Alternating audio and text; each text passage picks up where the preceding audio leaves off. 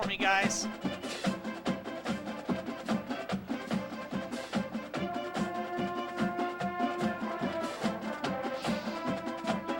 Your campus, your community, your life.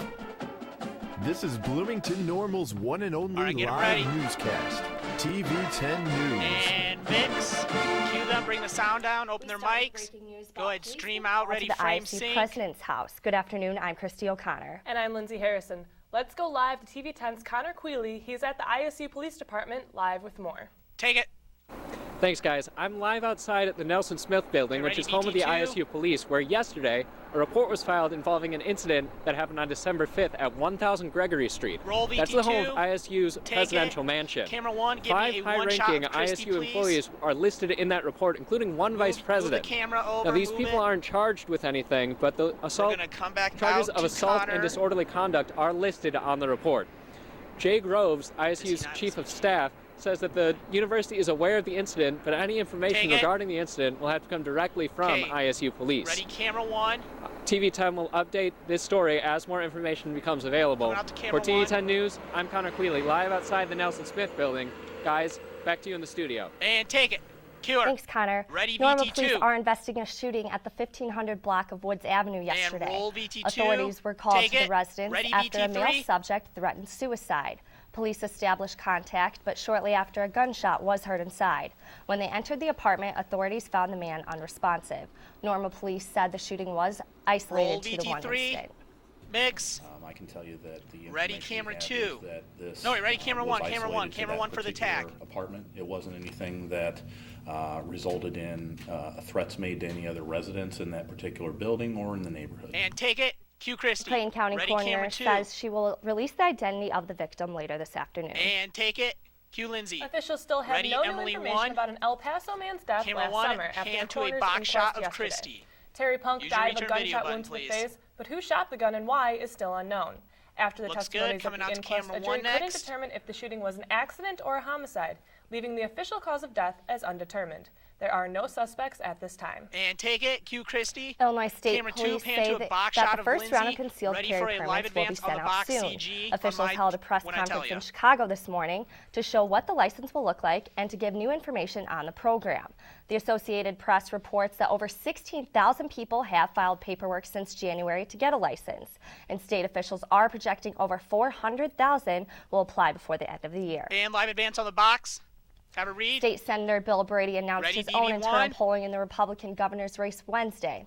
He is in second place to private equity investor Bruce Rauner by a 32% to 24% margin, and narrowing, according to Brady.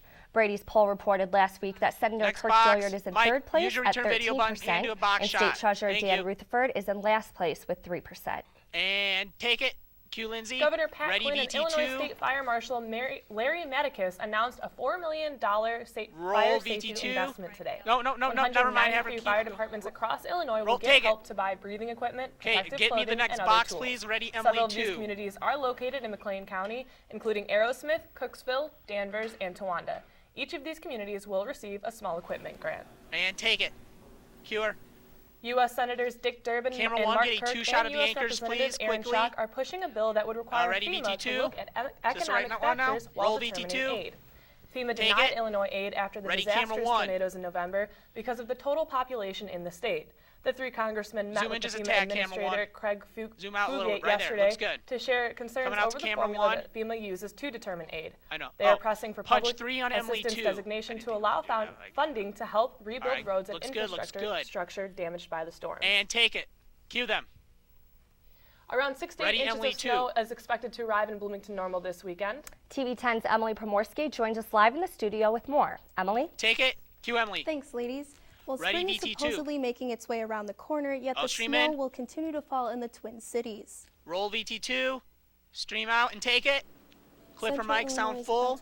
Get me the next CG, please. Still stuck in a winter bind. Coming back out to camera 3, Emily 2. Snowfall, wind chills have resulted to constant climate changes in the area, leaving the Twin City residents to cope with the unbearable winter. The Midwest is expected to receive more snowfall this weekend and seems to alarm some community members. Well, we're supposed to have 6 to 8 inches of snow tonight, and It makes me nervous when it's really, really cold and it gets really hot really quick, because that's not very good conditions for calm weather. The National Weather Service will host Severe Weather Preparedness Week for Illinois starting March 2nd. This week is dedicated to help citizens get ready for any severe weather that may come their way. You know, you just have to take it one day at a time. Stream out. Ready, and Emily 2, camera 3. You know, I don't watch the weather forecast. I come here and they tell me. You know, there's not a lot we can do about it, so just live with it, you know.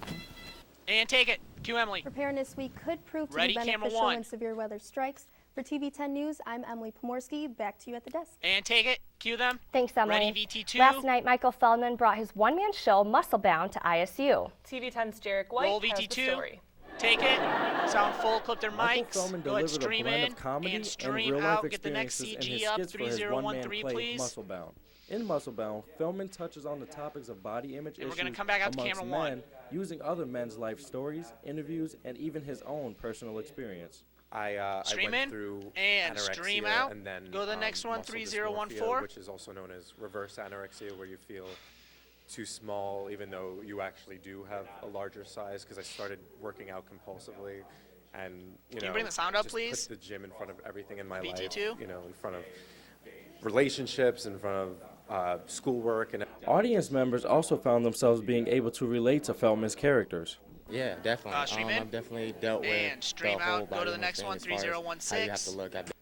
Although this play targeted a majority male audience, the topic also pertained to women. He has examples of stories about men, but it's definitely in the same situation for women. Yeah, next one. If we learned a lesson today from Michael Feldman, it is that body image can be important to your life, but do not make it your life. I'm Jarek White for TV 10 News. Take it. Cue them. For more information about Michael Feldman's Muscle Bound show, you may visit his website. Coming up, the girls' high school state basketball tournament is starting up this weekend, and we have a look behind the scenes. But first, a Florida man survives a wild animal attack. His story next. Clip mic sound full. Ready, VT3. And on my count, 3, 2, 1, mix and roll VT3.